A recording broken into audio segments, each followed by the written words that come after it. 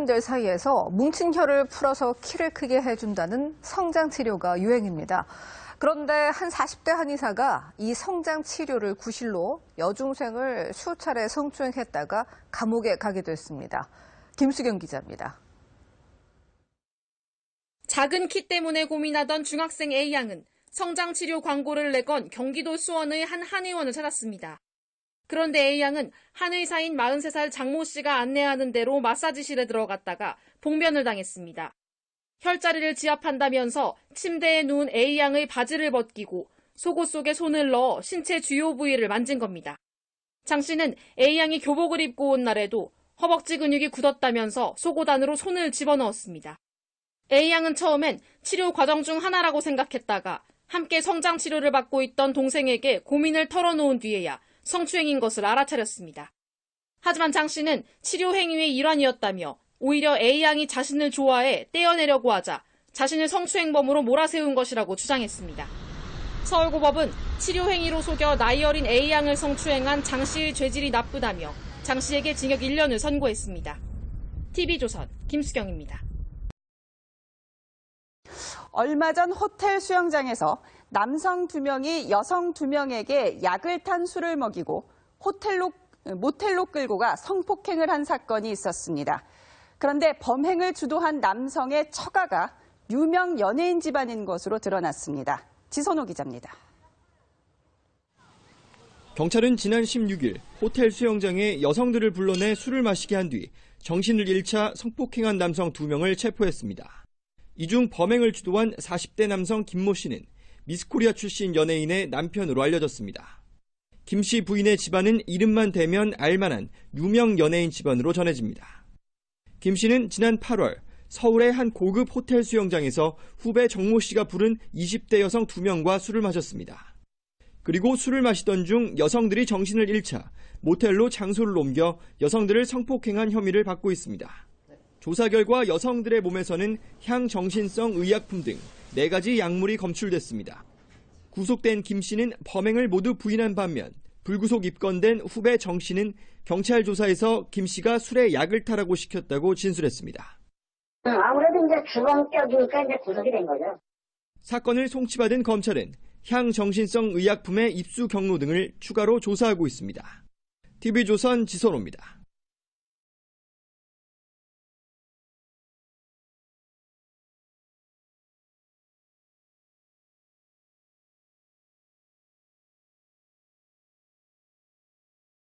(19일) 동안 8명을 성폭행한 30대 연쇄 성폭행범이 경찰에 붙잡혔습니다. 대화만 하면 돈을 주겠다면서 스마트폰 채팅 어플을 통해서 여고생들을 깨어냈는데 이 남성은 반성은커녕 성폭행할 때 왕이 된 기분이었다고 말했습니다. 이재준 기자입니다.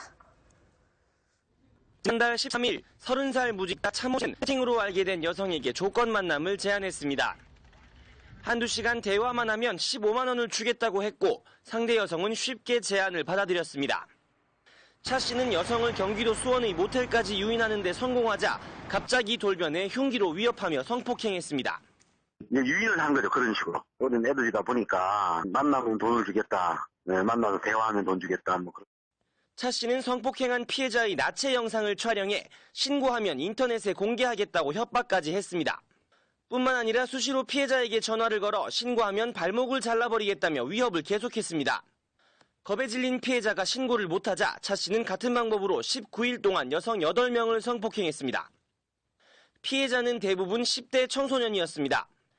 차 씨의 범행은 성폭행 피해자 가운데 한 명이 다른 위패 사건으로 경찰의 조사를 받게 되면서 드러났습니다. 차 씨는 경찰 조사에서 성폭행과 협박 때 피해자들이 움츠러든 모습을 보면 왕이 된 기분이 들었다고 진술하는 등 파렴치한 모습을 드러냈습니다.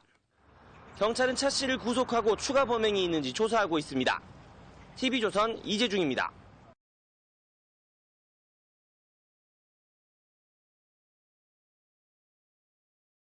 10대 여중생을 성폭행하고 사진까지 촬영해 유포한 40대에게 징역 6년이 선고됐습니다. 이 남성은 자신을 쥐님이라 칭하라며 이상한 행동들을 시켰습니다. 이재호 기자입니다. 지난해 7월 스마트폰 채팅 애플리케이션을 통해 13살 김모양을 알게 된 42살 종모 씨. 성적 호기심을 갖고 있던 김양에게 접근해 다음 날 수원의 한 주차장으로 유인했습니다. 만나자마자 시꺼먼 속내를 드러낸 종 씨. 김양에게 개 역할을 주문하고 주인인 자신에게 복종하라며 옷을 벗기기 시작했습니다. 완강히 거부하자 주인 말을 듣지 않는다며 욕설을 하며 협박해 성폭행했습니다. 김양의 등에 미리 준비한 사인펜으로 주인님 사랑합니다라는 등의 글자를 적은 뒤 휴대전화로 촬영해 유포하기도 했습니다. 연락이 끊어지면 사진을 학교 게시판에 올린다며 더욱 자극적인 사진을 스스로 촬영해 보내라고 하기도 했습니다. 종 씨는 또 다른 10대 여고생에게 같은 방법으로 접근해 자신이 성폭행했던 사진 등을 보내주기도 하다 결국 법의 심판을 받게 됐습니다. 법원은 13살 미만의 아동을 성폭행한 것도 모자라 음란물 제작까지 했다며 징역 6년의 실형을 선고했습니다. 이와 함께 80시간의 성폭력 치료 프로그램 이수와 5년간 정보 공개를 명령했습니다. MBN 뉴스 이정입니다.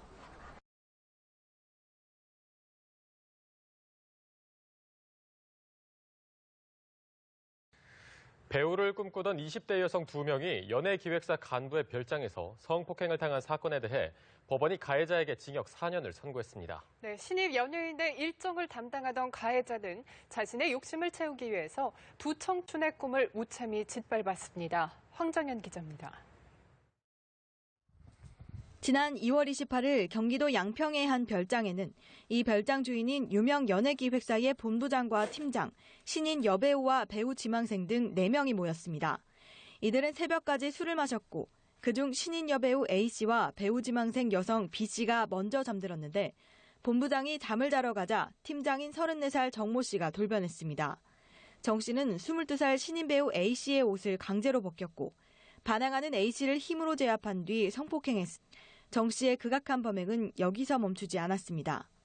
그러고 21살 신혜를 만져. 당시 기획사 본부장은 잠에 빠져 정 씨의 범행을 눈치채지 못했던 것으로 알려졌습니다. 사건이 불거지자 해당 기획사는 정 씨를 해고 처리했습니다. 재판부는 정 씨에 대해 징역 4년을 선고하고 40시간의 성폭력 치료 프로그램도 이수하라고 명령했습니다. 재판부는 판결문에서 정 씨가 술에 취해 잠든 피해자들을 강간하거나 유사 강간한 건 죄질이 좋지 않다고 밝혔습니다. 또 피해자들이 정 씨의 범행으로 심각한 정신적 고통을 호소하고 있고 강력한 처벌을 원하고 있다고 판결 이유를 밝혔습니다. 연합뉴스TV 황정현입니다.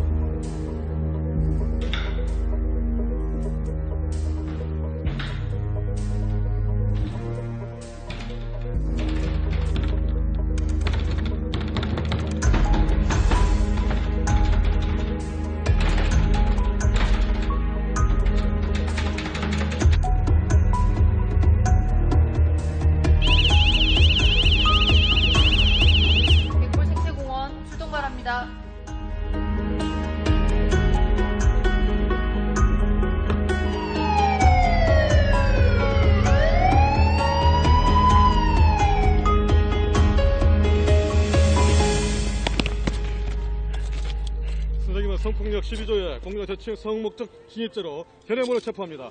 묵비권을 행사할 수 있으며 변명의 기회가 있음을 고지합니다. 누르자마자 경기 남부경찰청 112 종합상황실로 신고가 접수되며 곧바로 시흥경찰서 종합상황실로 신고가 접수되고 관할 지구대로 신고가 접수되어 공원을 관할하는 순찰차 PDA로 문자가 전송되는 시스템으로 신속하고 정확하게 출동할 수 있습니다.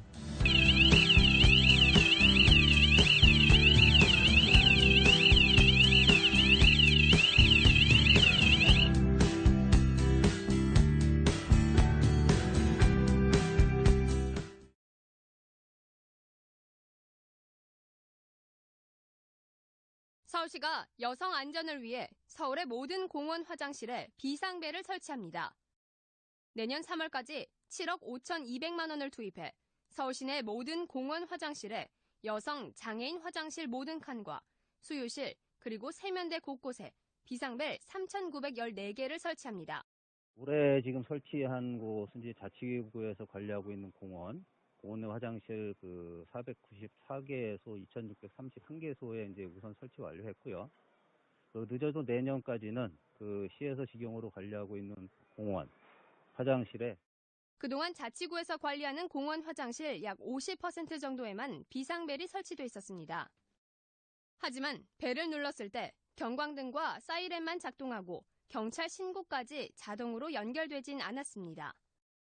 비상벨은 검정, 노랑, 빨강 등 눈에 잘 띄는 원색으로 표시해 어떠한 상황에서도 쉽게 찾을 수 있도록 했습니다. 비상벨을 누르면 현재 위치 정보가 3G 무선 통신망을 통해 서울경찰청 112 종합상황실로 전달됩니다. 또한 벨을 누르는 동시에 화장실 문 밖에 설치된 경광등에 불이 들어오면서 사이렌 경보음이 울려 주변에도 긴급 상황을 알릴 수 있습니다. 이번에 설치된 모든 비상벨은 관할 자치구와 경찰이 수시로 순찰하고 고장나거나 파손되면 바로 수리하거나 교체할 예정입니다. TBS 류밀희입니다. 네, 이번 사건 이후 공용 화장실에 대한 논란도 일었습니다. 강력범죄에 무방비로 노출돼 있기 때문에 위험을 알릴 최소한의 장치가 필요하다는 지적이었는데요. 누르지 않아도 비명소리에 반응하는 비상벨이 나왔습니다. 김혜미 기자입니다. 위급한 상황에 누르는 비상벨. 하지만 어디에 있는지 알 수도 없고 눌러도 응답하지 않는 경우가 많습니다. 설치되어 있는 건 많이 봤어요. 하지만 진짜 위급한 상황에서 그게 즉각 생각이 날까? 또 그거를 진짜로 사용하게 될까라는. 이 같은 단점을 보완한 비상벨이 서울대학교 한 여자 화장실에 등장했습니다. 변기 물 내리는 소리나 핸드드라이어 소리 등의 소음에는 반응하지 않습니다. 그리고 이렇게 큰 말소리에도 비상벨은 울리지 않습니다. 그런데 비명을 지르면 사이렌이 울립니다. 지하철 객차 소음 수준인 85데시벨이 넘는 소리가 2초 이상 들리면 작동하도록 한 겁니다. 핵심 기술은 그렇게 복잡한 게 아닙니다. 신호를 감지해가지고 연결을 하는 거죠. 경광등에 연결을 하든지 아니면 사이렌에 연결하든지 중요한 것은 화장실에 이것을 접목했다는 것이고. 이 장치를 무선 인터넷으로 연결하면 넓게 퍼져 있는 다수의 화장실을 한 번에 관리할 수 있습니다. 연구진은 한 달간 시범 운영한 뒤 다음 달 시장에 내놓을 계획입니다. JTBC 김혜미입니다.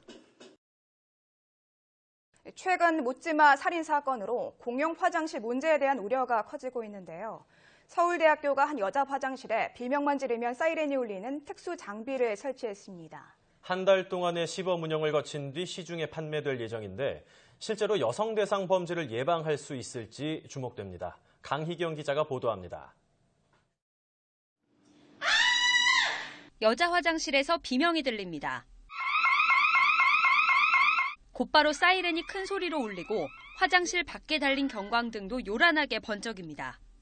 비명만 듣고도 위급 상황을 감지할 수 있는 특수 장비가 설치된 겁니다. 작은 비상벨을 직접 눌러야만 했던 기존 방식과 달리 화장실 어디에서도 크게 비명만 지르면 이 보드에 달린 특수 센서가 작동합니다. 사이렌이 울리는 것뿐만 아니라 건물 관리실과 112에 자동으로 신고를 접수할 수도 있습니다. 연구를 하다 보면 늦은 시간까지 새벽 1시 이때까지 있게 되는데 그럴 때마다 밤에 화장실을 가게 되면 너무 깜깜하고 무섭고 이랬는데 아무래도 안심하고 이용할 수 있게 되는 것 같습니다.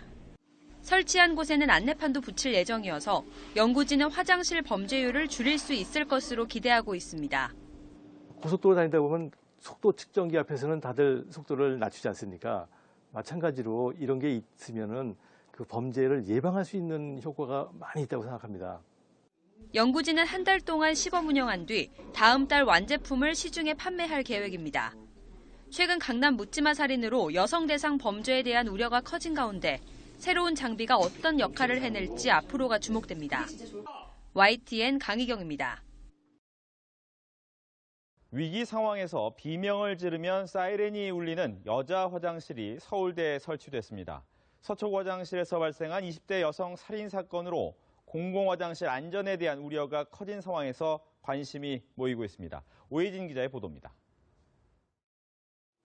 텅 빈 여자 화장실.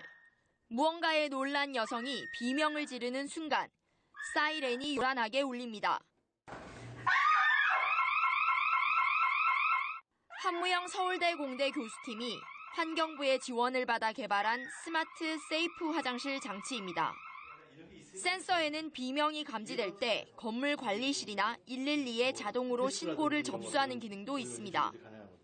센서는 85데시벨 이상의 소리가 2초 이상 날 때 작동합니다. 따라서 이처럼 문이 닫히는 등의 일상 소음에는 반응하지 않습니다.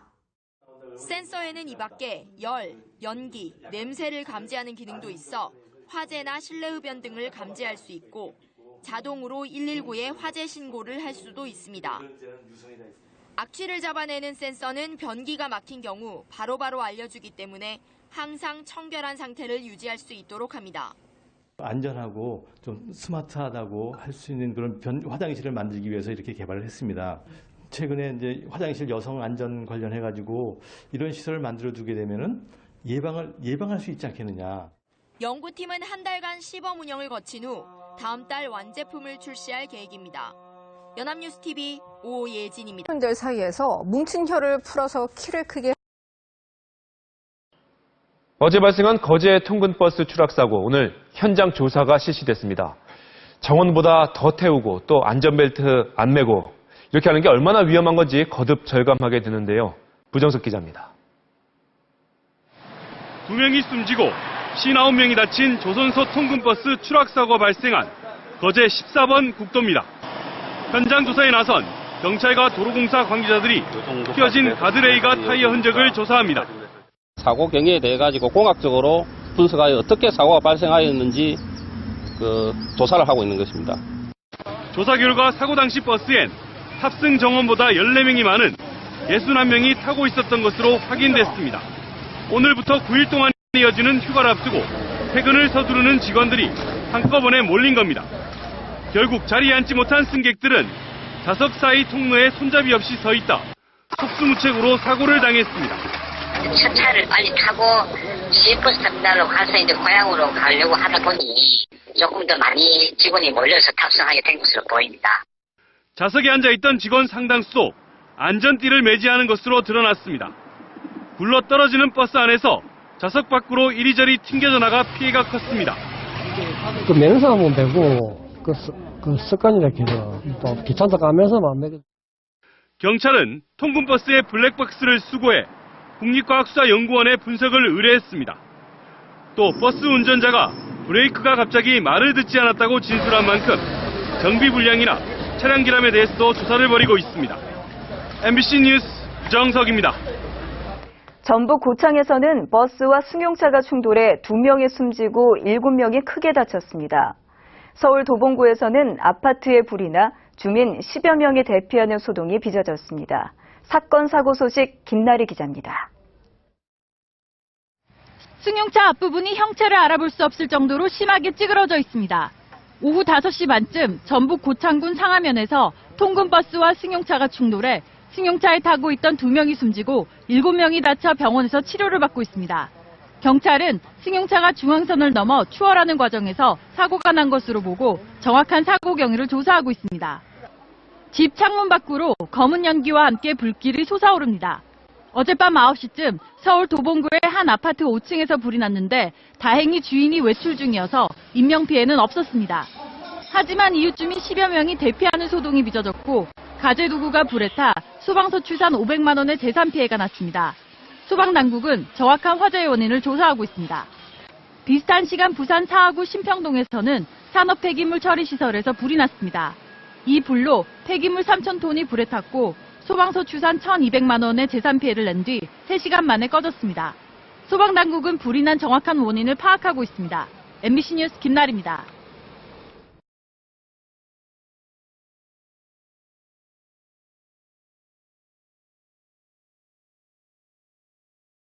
밤사이 직원들을 태운 통근버스가 앞서가던 승합차를 추돌해 9명이 다치는가 하면 고속도로를 달리던 승용차에서 불이 나는 등 사건 사고가 잇따랐습니다. 황정현 기자입니다. 통근버스가 승합차를 추돌한 채 멈춰 서 있습니다. 차량 앞 유리창은 산산조각이 났습니다. 혹시 안에 사람 있나요? 다 내리셨어요? 어제 오후 10시 15분쯤 경기도 화성시 상신 지하차도 안에서 25인승 통근버스가 산타페 차량을 추돌했습니다. 이 사고로 버스에 타고 있던 54살 여성 김모 씨 등 9명이 다쳐 병원으로 이송됐습니다. 경찰은 앞서가던 산타페 차량이 급정거하면서 사고가 난 것으로 추정하고 정확한 경위를 조사 중입니다. 이보다 앞선 오후 7시 30분쯤에는 서울 서초구 경부고속도로 서울 방면 만남의 광장 인근에서 달리던 K3 승용차에 불이 났습니다. 다행히 인명피해는 없었지만 엔진 등이 불에 타 소방서 추산 900만 원의 재산 피해가 났습니다. 제주도의 한 호텔 지하 주차장에서도 어제 오후 4시 40분쯤 소나타 차량에서 원인을 알 수 없는 불이 나 390만 원의 재산 피해가 났습니다. 경찰과 소방당국은 정확한 화재 원인을 조사 중입니다. 한편 제주도의 또 다른 호텔에서는 유리창 교체 작업을 하던 인부가 10여 미터 높이의 작업차에서 추락해 병원으로 이송됐습니다. 연합뉴스TV 황정현입니다.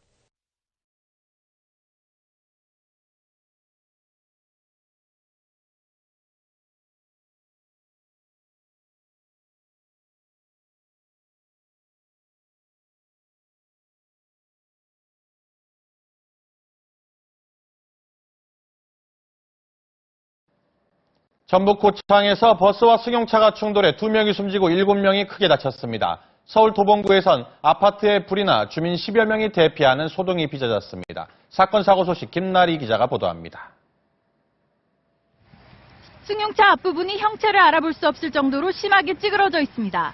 오후 5시 반쯤 전북 고창군 상하면에서 통근버스와 승용차가 충돌해 승용차에 타고 있던 2명이 숨지고 7명이 다쳐 병원에서 치료를 받고 있습니다.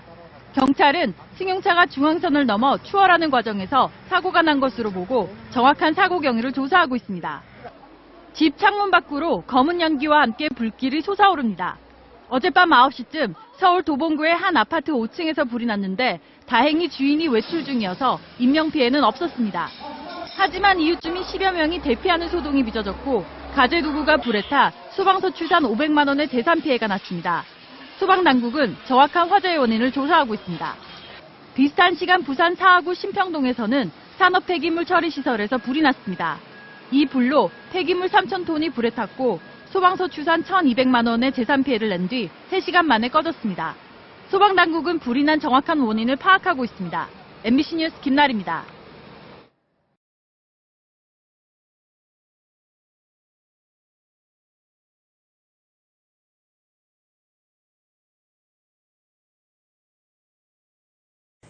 전북 고창에서 통근버스와 승용차가 충돌하면서 2명이 숨지고 7명이 다쳤습니다.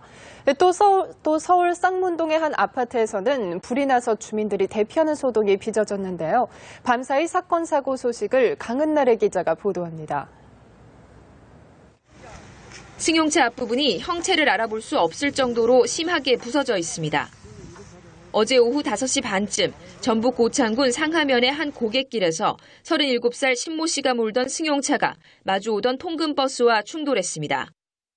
이 사고로 승용차 운전자 시 씨 등 2명이 숨졌고 임신부 35살 이모 씨와 버스 승객 등 7명이 다쳤습니다. 경찰은 승용차가 중앙선을 넘어 앞차를 추월하려다 사고를 낸 것으로 보고 있습니다. 어젯밤 10시 10분쯤에는 대전시 문지동에서 33살 유모 씨가 몰던 승용차가 신호를 기다리던 다른 승용차를 들이받으면서 차 6대가 잇따라 추돌했습니다. 이 사고로 2명이 다쳐 병원 치료를 받았습니다. 사고 당시 운전자 유 씨는 혈중 알코올 농도 0.15%의 만취 상태였던 것으로 경찰 조사 결과 드러났습니다.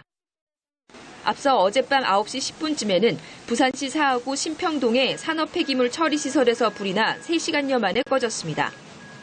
이 불로 인명피해는 없었지만 창고에 있던 폐기물 3,000톤이 타 소방서 추산 1,200여만 원의 재산 피해가 났습니다. 비슷한 시각 서울 도봉구 쌍문동의 한 아파트 5층 36살 이모 씨의 집에서도 불이 나 내부 30여 제곱미터와 가재도구 등을 태워 소방서 추산 500여만 원의 재산 피해가 났습니다. 다친 사람은 없었지만 주민 10여 명이 대피하는 소동이 빚어졌습니다. 경찰과 소방당국은 외출한 사이 불이 났다는 집주인 이 씨의 진술 등을 토대로 정확한 화재 원인을 조사하고 있습니다. 연합뉴스TV 강은나래입니다.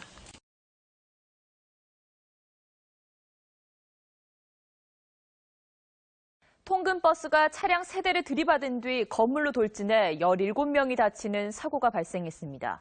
이 버스 운전기사는 70대 고령이었습니다. 박성철 기자입니다. 교차로에서 통근버스 한 대가 좌회전을 하나 싶더니 갑자기 중앙선을 넘어섭니다. 신호 대기 중이던 차량 3대를 들이받고 건물로 돌진합니다. 통근버스는 2층 건물에 충돌한 뒤 질주를 멈췄습니다. 갑자기 쾅! 마지막에는 부서지는 소리 같은 게 나가지고 이게 뭐지? 지진도 아닌데 뭐지? 버스 주변에는 부서진 건물과 차량 잔해 쓰러진 가로수들로 아수라장입니다. 멈춰선 버스 양옆으로 추돌당한 차량들까지 튕겨져 왔습니다. 그냥 죽는구나 싶었어요. 저 버스가 왜 저러지 하면서.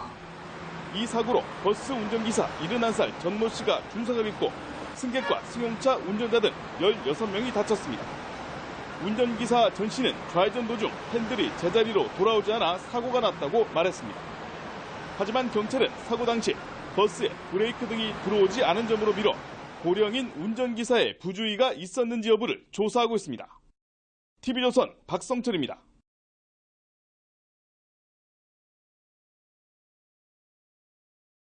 건강 트렌드를 선도하는 국내 최대의 건강 축제. 제8회 아멘 건강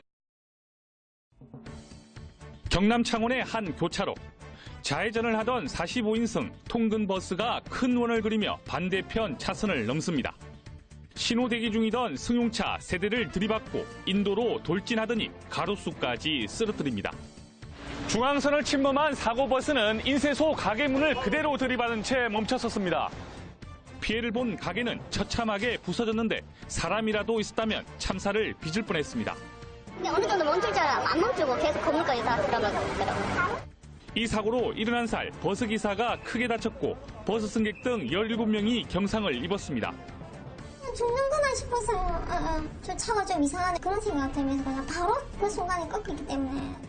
버스기사는 사고 당시 핸들이 말을 듣지 않았다고 경찰에 진술했습니다. CCTV를 봤을 때 좀 정상적인 주행이 아닌 부분이 좀 보이는 부분이 있습니다. 승객이나 그다음에 피해 차량 운전자들 상대로.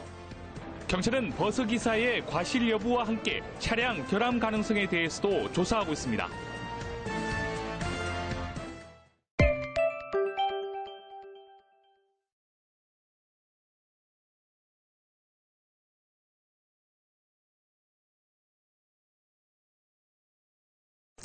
이렇게 전국 곳곳에 제법 많은 눈이 내리면서 크고 작은 눈길 교통사고가 잇따랐습니다. 황정호 기자가 보도합니다. 버스가 구분기를 달리다 도로 바깥으로 미끄러집니다. 형체를 알아볼 수 없을 정도로 심하게 부서졌습니다. 통근버스가 새벽 눈길에 미끄러지면서 가로수를 들이받고 뒤집어졌습니다. 승객들은 차 안에서 못 나오시고 소리 지르는 상황이셨고 또 한두 분만 나와서 피해 내시고 앉아 계시는 분도 계셨고. 이 사고로 승객 28살 박모 씨가 숨지고 운전자를 포함해 15명이 다쳤습니다. 택시가 인도 위로 올라갔습니다. 눈길에 미끄러지면서 다리 기둥을 들이받은 겁니다. 택시기사 57살 최모 씨와 승객 2명 등 3명이 다쳤습니다.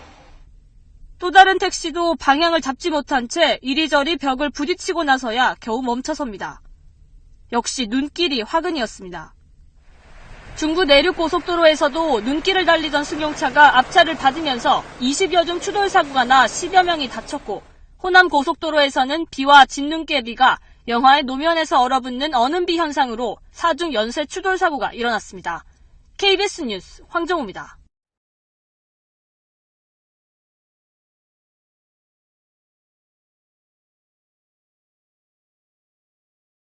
어제 경남 거제에서 일어난 퇴근길 통근버스 추락 사고로 추가 사망 소식이 나왔습니다. 경찰은 오늘부터 본격적인 사고 원인에 대한 수사를 시작합니다. 취재 기자 연결합니다. 이신철 기자, 밤사이에 사망자가 더 발생했다고요?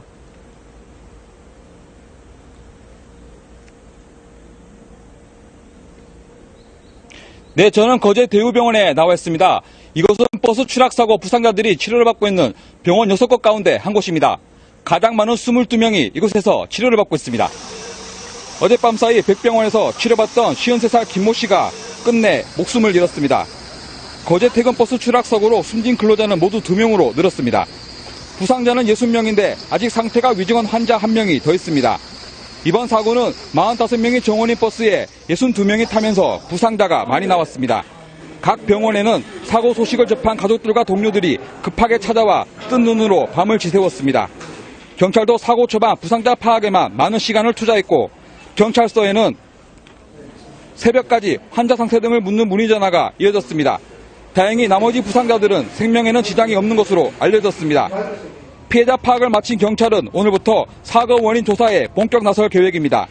오전 11시쯤 도로교통공단 등과 함께 사고 현장 조사를 시작하고 운전자와 탑승객들을 상대로 조사도 벌일 계획입니다. 지금까지 거제 대우병원에서 TV조선 이신철입니다.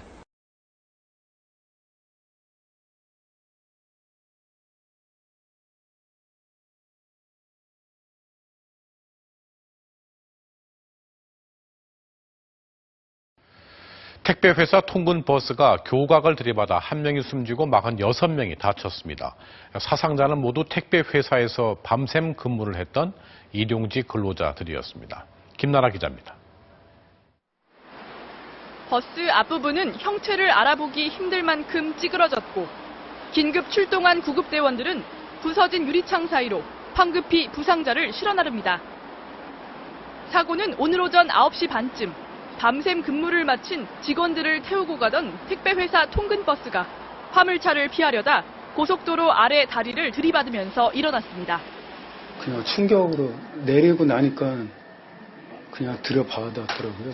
일 갔다가 오는 바람에 다들 자니까 정확하게는 못 보지. 버스는 신호 대기 중에도 속도를 줄이지 않고 시속 60km 정도로 달려와 이 교각에 들이받았습니다.